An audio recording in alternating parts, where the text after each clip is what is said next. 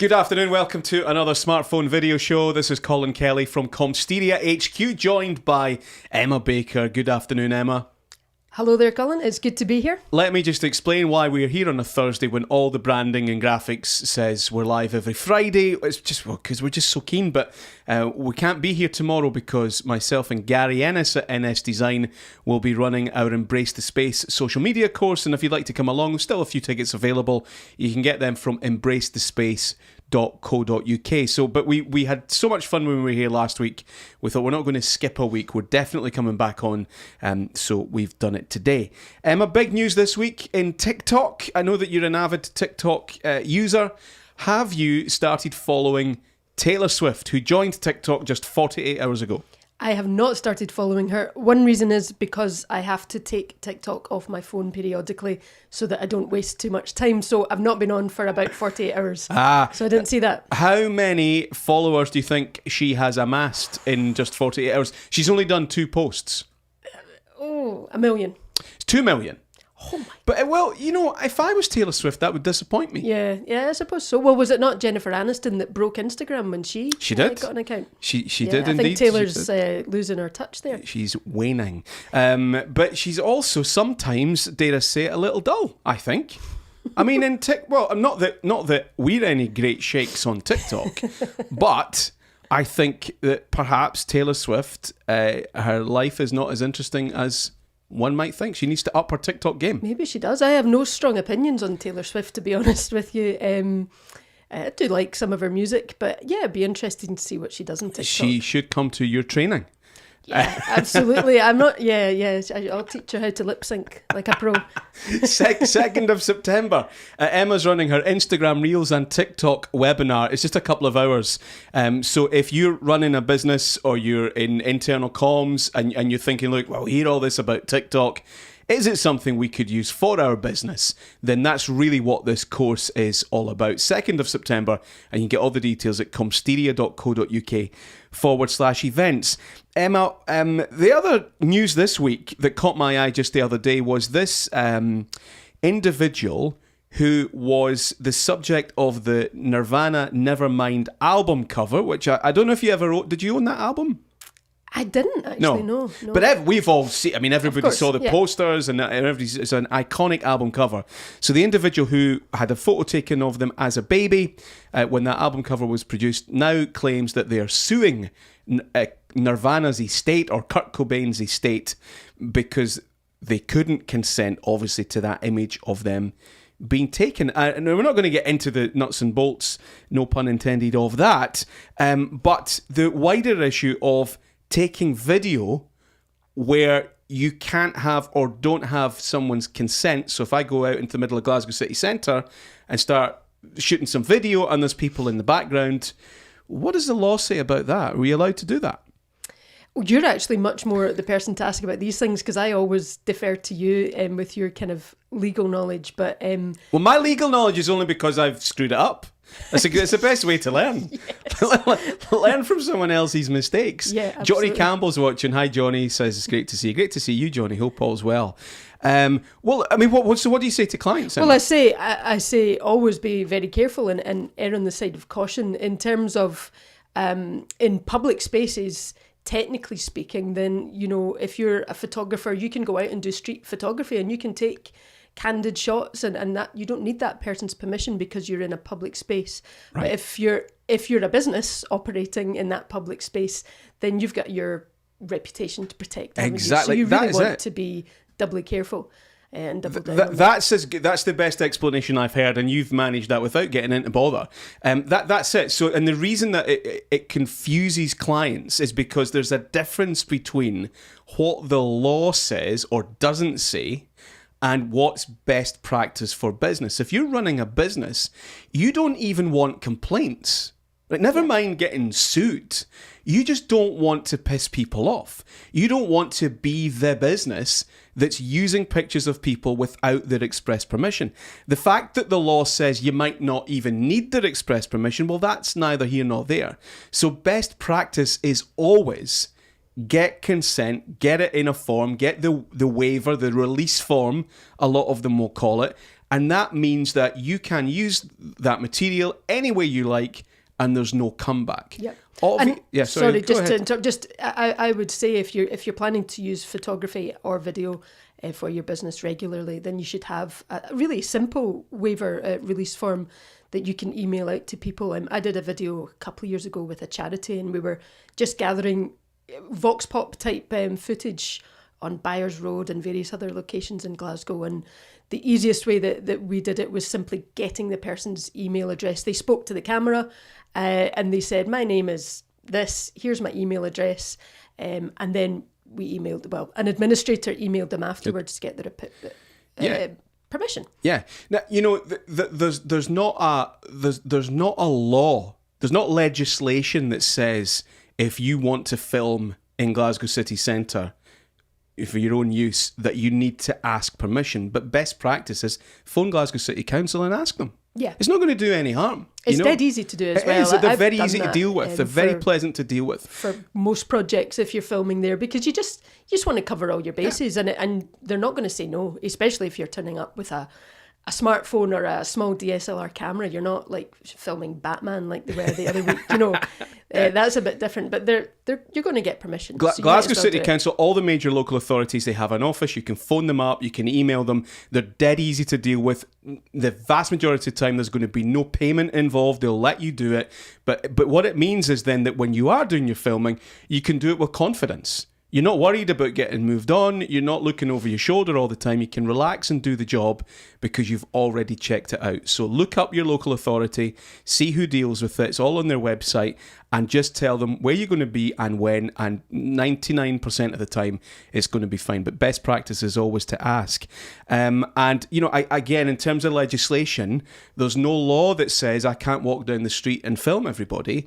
But if I start making a nuisance of myself, or obviously if you're taking images of people who are under 18, clearly that's not okay. And that's why if there's an expectation of privacy, certain areas that you can't film, so like railway stations, for example, shopping centres, they're quite within their rights to throw you out because they're rules for being there. It's not in legislation, but those are the rules when you set foot in that railway station or you set foot in that shopping centre.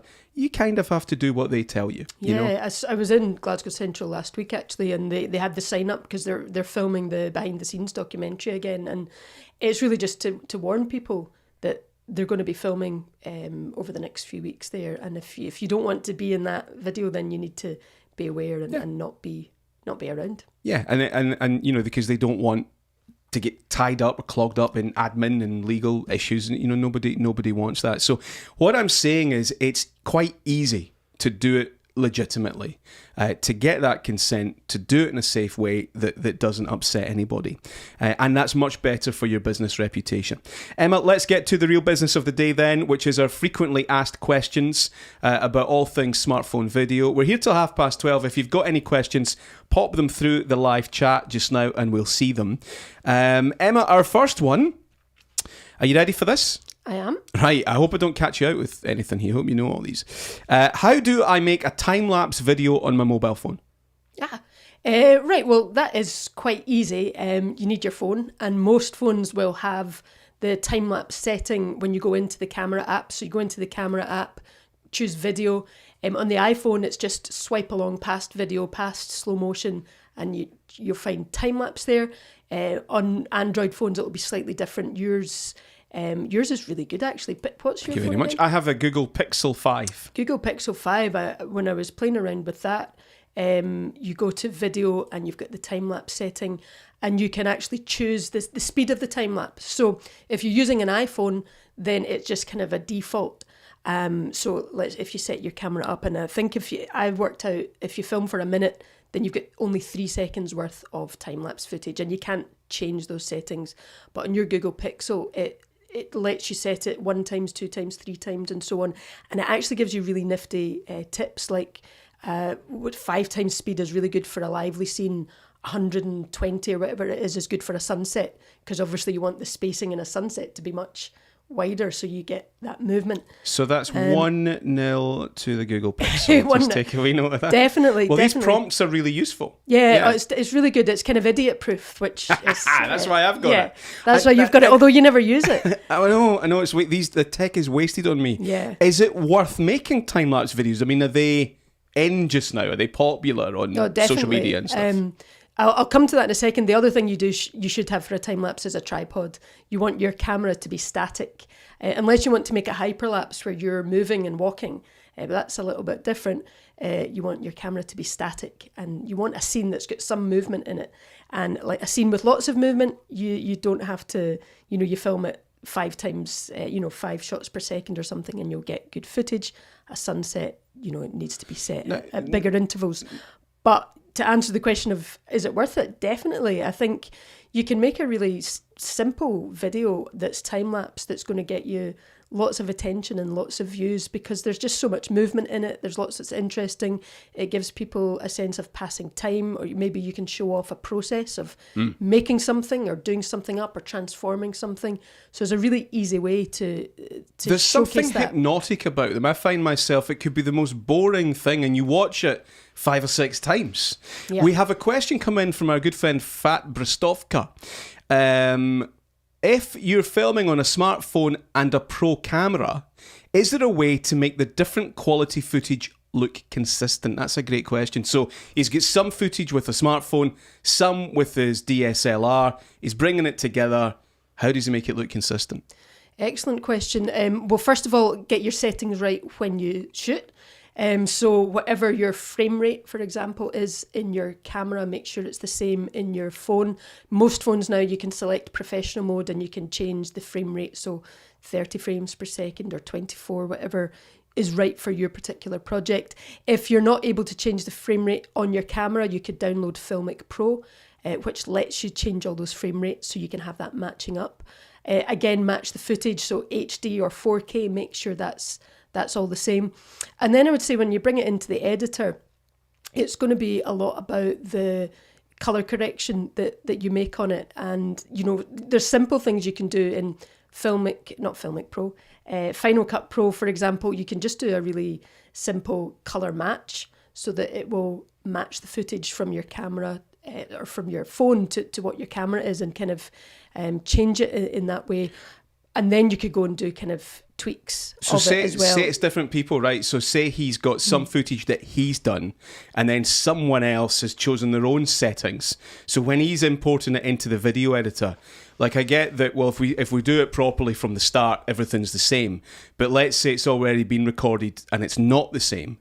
Is there anything he can do to fix that? That's much, much harder, especially the frame rate. You can do color correction and things like that. But the frame rate it's all been filmed differently in camera, and if you try to, you can't convert that, or you can do some conversions. Depends on the kind of footage, but it's going to start looking. It's going to have an impact. It's going to have an impact. It's going to look juddery or something. So the key is then to try and decide the settings that you wish to use that work for the phone and that work for the camera, and then it makes sure if you get different people using these devices and shooting the footage, make sure that they know what settings to use, because once it's filmed, and yes, you can make it work, you can budge it, but it's going to impact on it. Yeah. There's also things you could do in a creative sense if the phone footage really does look very different, or if it's user generated phone footage, then try not disguise it. Make it obvious that this is from a phone and the rest is from a camera. So put the phone footage inside a phone frame that you could download from Canva. You'll get them in most video editors, or put a kind of grainy filter on it or something so that it's deliberately looking different and rough and ready.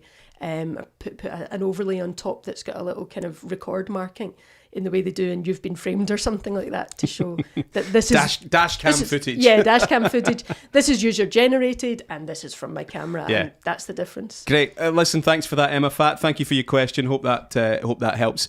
My friend keeps all his old iPhones and says I can have one. My mum does this. She just pinches old phones from my brother and I. How far back, for smartphone video, how far back is it safe to go in the product range? I assume this means how far back for it still to work and still to make good videos. Well, if you're getting it for free, then it's safe to go back quite far. I would say with iPhone, I use, or previously before lockdown when I was doing face-to-face training, I used the iPhone 6S. I've still got a whole bunch of them here. And that's as far back as when I was researching it a couple of years ago that I was advised to go because the whole kind of operating system changed, or the hardware changed. Yeah. You'd know more about it than me, Colin. No, and so if you go back to an iPhone 5 and earlier, most of the apps that I would be recommending, they're not compatible. You can't download them. I still use these, and our kids use these, and they still work with all the editing apps that I recommend.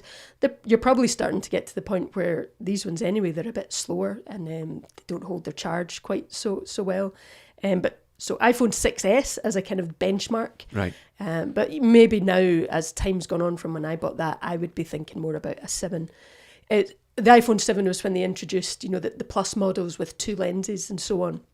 You can't get them on the 6 models, and they're a really nice extra feature to have the wide lens and the telephoto, and that gives you portrait mode and all these other things that can really make your videos and your photos look better. Great. And if people are looking at things like apps, we've got loads of previous episodes of the Smartphone Video Show. If you go and look at comsteria.co.uk/live, lots of episodes where Emma has talked about apps like LumaFusion and Filmic Pro. You can go and read up on the minimum recommended requirements for those apps, and they'll tell you what version of the iPhone or the operating system that they recommend and that they're supposed to work with. On that note, if you do want some more from Emma, then she's running her Instagram Reels and TikTok course on the 2nd of September, always available to answer general smartphone video questions or to work with you improving some of your footage. You can visit our website, get in touch with us, we'd love to help you. And then a couple of courses that I'm running, Make Your Business Media Friendly, also on the 2nd of September in the evening, and then the live streaming course now on the 6th of September, 2 till 4 in the afternoon, an introduction to live streaming. It's £25 per ticket, couple of hours, nice small numbers, and you can get all the information at comsteria.co.uk/events, and feel free to pass it on to other people that you think might benefit from it. Emma, ready for another question? Hit me. There's loads here.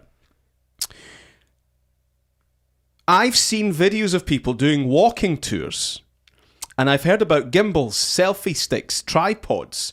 Some people just seem to hold the phone the whole time. What would you do? Oh, that's one of those depends kind of questions. Loads of people always ask me about gimbals in training, and my kind of go-to bit of advice for beginners is maybe don't bother with a gimbal until you're a bit more experienced with making video. But it is a really useful thing for that kind of walking tour idea, actually. One reason I say don't bother with a gimbal straight away is you can get really tied down with the software and getting it all kind of set up, and it can interfere with making the video process because the technology can sometimes get in the way. And somebody asked me about that last week in a course, and I had to admit I don't use it with the DJI software. I just use it kind of with my normal camera software, and I really only use half of what it's available for. And that's one of the things I do. I use it as a kind of walking tour thing, walking and talking, keeping the camera nice and steady while I chat and talk and try not to trip over things on the ground. So I think that looks really nice. If I tried to do that just handheld, or even with a selfie stick or something like that, I think for me personally, it would look too shaky, too wobbly. If I'm wanting to create quite a professional looking video, like an Instagram reel, that would be the type of video I would create that way. These walking tour type videos get amazing views, especially on something like YouTube. There's a guy I know that owns Mapes Cycle Shop in Millport, and I think he probably did it with a GoPro, and he just cycled around the island. It only took him about 25 minutes. He was absolutely tearing around. It might have been on an electric bike. I think they've got electric bikes. I don't want to speculate on that because I consider that cheating. But he was very fast in any event. Much faster than me. Anyway, I don't know if that's been done on a GoPro or whatever, but it gets great views, it gets great numbers, it gets great reach on social media. If you are, in the tourism sector, if you run in bed and breakfast, if you've got a holiday cottage, just get out and walk around the local area and film it, and you'll be amazed at the numbers that you'll get. on social media. People enjoy watching it. Now, sorry, what were you? I was just going to say, if you don't have a gimbal, and you're just doing it off the cuff kind of thing, just check that your camera's got the in-camera stabilization turned on. That's why some people can get such great videos by just going handheld. You see them, walking along, and you think they're using a gimbal, but they're just using the in-camera stabilization, and they've got a steady pair of hands as well. Well, I did that with my celebrity friend Jenny Faulkner. Oh yeah, because I saw a Name personal friend of mine, met her a few times, Jenny and I. Anyway, I was like so impressed with the videos that she was sharing, and it's just her walking to work, or sometimes she's out a run. She's doing her runs, isn't she? Yeah. And I was like, obviously she knows what she's doing. She's worked in television her whole career. So I messaged her and I said, "How are you doing that? Are you using a gimbal or a tripod or something?" And she said, "No, I've just got long arms." Yeah, and she just holds it completely handheld and walks along. And I think, for that kind of video, because, because she is a professional presenter, so she comes across really well. She knows what she's saying. She keeps it really, really short. And it's informal, it's off the cuff, and that's a really nice feel to her videos, so she can get away with that. But the stability of it is brilliant, and that's all the software, the in-camera stabilization. Wow. So if you were like that guy I know that he's cycling around Millport, would you always say you need a GoPro for that? You need that like fixed to your bicycle helmet or fixed to the handlebars of your bike? Could you ever do that with the phone, or would that be stupid? Well, I wouldn't advise dangerous, anybody for health and safety reasons to cycle around with the island with just their phone, because they'd have to one hand off the handlebars the whole time. But I'm sure you could get devices that attach your phone. Well, you can't you? Attach your phone to your bike. People use them for like tracking their speed and everything. You'll get ones that hold the phone at the right angle. The GoPros have got a very wide angle lens, which is why they're good for that kind of action stuff. So you're fitting everything in. Most phones now have got, if you've got 3 lenses on your phone, you'll have the ultra wide lens, which you could switch to and use that for cycling, and you've got in camera stabilization as well. So there's technology in the phone that would work as long as you can make it safe. Yeah, as long as you can make it safe, and as long as you don't feel too precious about your phone, or you've got it in a good case, all those kind of things. Yes, there's no reason why you couldn't. Okay. If you had to choose between Instagram and TikTok, which one would you use? We are a high street clothing retailer. Okay, good question. I think I would veer, especially for retail, I would still be veering towards Instagram, partly because you've probably already got a following on Instagram, and you can do more than just video on Instagram. In terms of the research that I've done recently, I think TikTok seems brilliant for getting a huge audience quite quickly, reaching loads and loads of people, but it's not necessarily a particularly targeted or useful audience for monetizing and selling stuff, whereas Instagram is much better for that. You've probably already got as an established audience. You maybe got a shop already with all your tags and your buttons, and then you can start to use Instagram Reels to just really grow that following steadily. And from reading about Instagram influencers versus TikTokers, and also speaking to... Is that what they're called? TikTokers? TikTokers, yeah. Also speaking to my niece, who's a musician, she said exactly the same as the research I'd done in terms of the difference between the two. She gets massive views on some of her videos on TikTok, but in terms of the engagement and the interaction and people who actually know her music, Instagram is where she's getting all of that. So it's a more useful audience. It's more useful. She doesn't get the same massive views that make her feel great, but she is a much more useful audience. 7 million, didn't she? 7 million views on one of her TikToks. And you would think, I used to think, my goodness, that would change my life. If I got 7 million views on everything, you'd never see me again. I'd be hanging out with Jenny Faulkner. But she got that, and very little happened, right? Yeah, very little happened, and that was partly because of what I've just said about TikTok and how useful the audience is, and also I think the niche, and she said this herself, she wants to sell her music, but the video that got 7 million views was a DIY video, a time-lapse, like we've just mentioned, of her doing up her music studio.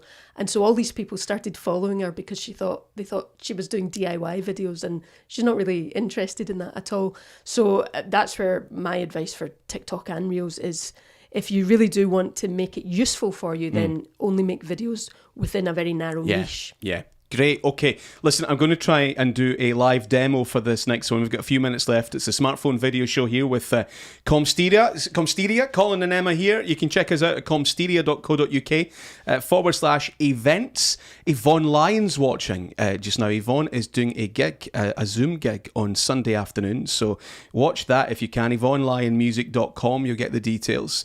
And her album Growing Wild, available now, which is terrific as well. So hi Yvonne, and thanks for watching. But let me show you now, Emma. I'm going to try and go into live demo mode, which may go wrong, because this question that's come in says, we've a library of videos we've recorded. How can we take the audio from these and make them into a podcast? Well, it's incredibly easy. I've said that. This is where it might go wrong. So let me just show you now. Do you need me to talk and pad for you? No, I might. But now you're looking at my screen, okay? And we have this video here. So here's a video that we have recorded. So it's an MP4 file. So you have your video file. I'm now going to open Audacity, which is a free audio editor. It has its flaws, Audacity. It's by no means the best audio editor, but it works really well for this. As far as I'm aware, it's the only one that can do this little trick. So I've opened Audacity, I just drag in the video, and what happens in the blink of an eye, it takes the audio from that video, and here it is, it's now an MP3. So I can edit the audio as I would, and then I can export as an MP3 or a WAV, and now I have my podcast. So open Audacity, drag your video file in, and Bob's your uncle. I won't finish that off. And can I just add my tuppence worth about it as well? Please do. From working from the video end, because obviously you very much work from the podcasting end a lot of the time, so you like all the audio editing software. If you've edited your video, really on most editing software, desktop certainly, so if I was doing it in Final Cut Pro or Adobe as being the two kind of go-to ones, you can simply select to export the audio file only, so export as an MP3. So you've already got your video, let's say it's an interview, and you've put all the edits in place, and you could just export that as an MP3 file straight after from the audio directly editor. From the video editor. But if you've had the video for a little while and you don't have a video editor, and that's all gone now, you've just got this video file, then that's an easy way of doing it. But you probably will want to do some editing, because there might be some bits of your video that don't make sense if people can't actually see what's happening. So you might not want to just take the exact everything from the video and run it as a podcast. You might want to make some changes. Emma, would you like one more question? If there's time, absolutely. There is. There's 2 minutes. Excellent. Right. Our CEO wants to do, as many of them do, because they love the sound of their voice, weekly update briefings via video. Okay, good idea. He's very stilted and can't remember his script. So what should be a 2-minute video takes about an hour and a half to film and causes great frustration. Any tips? I've been there. Not necessarily always with CEOs. With me? With you. Oh, yep. Some real. And then I get in a bad mood. Get in a very bad mood, and that's you. Like you are good at improvising and talking to camera. You're not stilted, but it's a really hard thing to do. I've been there with myself, and it can take such a long time to get it done. And then I've been there as well with clients, whether it's nerves or they're just not natural presenters, or they're trying to convey something that's quite complex. So, I mean, there's loads of advice. I did a little series on Instagram Reels recently about that, more about how you can present more naturally on camera. And I think that's the key thing with video. It's a really intimate kind of medium. And I think if you come in and if the CEO or whoever's presenting takes it as being a very formal kind of medium, then it's not going to come across very well, and also it's going to lead to them being stilted and probably slow up your production process. So that's the first thing. It's about engaging with the camera and imagining that you're just talking to one person. So certainly what helps me is kind of trying to visualize that my key kind of target audience, and I think of one person who would really like this video, someone who I've worked with before who would benefit from what I'm telling them. And I imagine I'm just talking to them in quite a natural, relaxed way. And that kind of turns the camera into a person rather than this kind of machine kind of pointing in your face. Keep it simple as well. So I think one thing that always trips people up is trying to over-explain things and trying to use too much jargon. This is where you probably come in, Colin, with your presentation skills. Kill the jargon is one of your favourite things. It is. That's definitely something to get out of all our communications. Just get rid of the jargon words. But it's particularly bad in video because we simply don't speak like that in real life. So why would you suddenly speak like that because you're making a video? Well, the answer, and there is an answer to that question. Why would you suddenly speak like that? The answer is because they're full of their own importance. They're too preoccupied with what other people think of them. They should put the script in the bin. Yeah. And if they can't do it without a script, then why are they the CEO?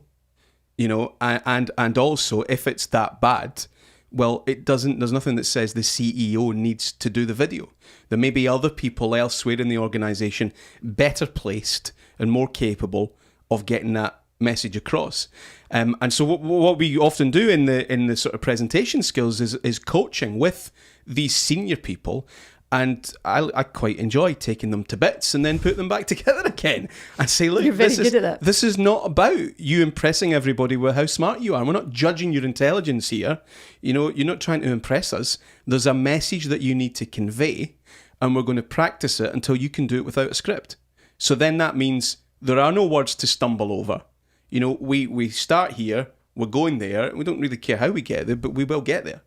And that's how I would do it. And my other tip with it would be, don't always stop and start recording. Just leave it running, so that that makes it a wee bit easier, I think, for them to relax. But yeah, that's what I would always keep the camera rolling. And it depends on the style of the video. You could do a video that's got lots of cutaways, and therefore you can edit out all the mistakes. Or you can go for lots of jump cuts in a kind of YouTube style video. Or it might just be that gives the person the chance to relax enough so that finally after 10 minutes, the final take is the one that you can use. They do it seamlessly. The other tip as well is if it's really not working is set it up as an interview, because people do come across much more naturally if they're talking just off camera to another person rather than having to deliver a whole message straight down the camera. I think as well, respecting the medium as well. If you're the CEO or whoever, and you've spent all morning, up to your neck in documents and procedures, and you've been meeting with the trade union officials, and you've been doing all policy documents and stuff, and you've had emails pinging in, and you're just off a conference call. That's a busy CEO. None of them are as busy as that. You may be not in the right frame of mind to do your video. So turn your phone off, give yourself 30 minutes, walk away, get a cup of tea. Don't expect to walk straight out your office, straight onto a camera, and for that to work. You need to give yourself some time to transition and to get ready for that. In the same way that, if I'd been running around playing football, I wouldn't come charging straight into the CEO's office into a much more formal environment, right? You need to give yourself time to prepare, to lower your breathing, lower your heart rate, get a bit of clarity in there. It's not, these things don't happen by magic, and you can't just squeeze it in to a 10-minute window in the middle of your day. You need to prepare for it, give yourself a bit of time. Yvonne's saying reading the room is one of the most important things. Always good advice. Yeah, I think that's absolutely it. And try and think not just about who you are and what you want to say, but think about the people who are going to be consuming this message, the people who are going to be listening to you. And if you're a good live performer like Yvonne, you tell your stories to a live audience. It's very disconcerting to do that now to a video camera when your audience are remote from you. They're not there anymore. So you have to get yourself in the frame of mind where you're thinking about the audience needs and where they're going to be at, and communicating them and kind of meeting them there. But that's harder to do when you can't look in people's eyes. Yeah, you need to try and find, I'm going to use a large word here, I'm going to use some jargon, you need to find some equilibrium with the energy, so that the energy that people expect from you when they listen to this, that's what you should get across. You don't want to be too down, you don't want to be too up. You need to pitch it correctly and understand the audience. Yeah. Well, we're out of time, but that's been great. Thank you very much, Emma. It's been great. Yeah, I really enjoyed that. That's great questions. And, it's given me some inspiration for some YouTube videos as well. Just take each of those questions that have come in and maybe go into a bit more detail about them. maybe starting with time-lapse videos. Yeah, so watch our social media channels through the week for more on all of that. The Comsteria Instagram page and Twitter, and Emma and myself on LinkedIn. Of course, the website, comsteria.co.uk. And there's all the dates for our forthcoming training. Still places available for Emma's Instagram Reels and TikTok workshop, and a couple that I'm doing as well. Thanks a lot for watching, everybody. We'll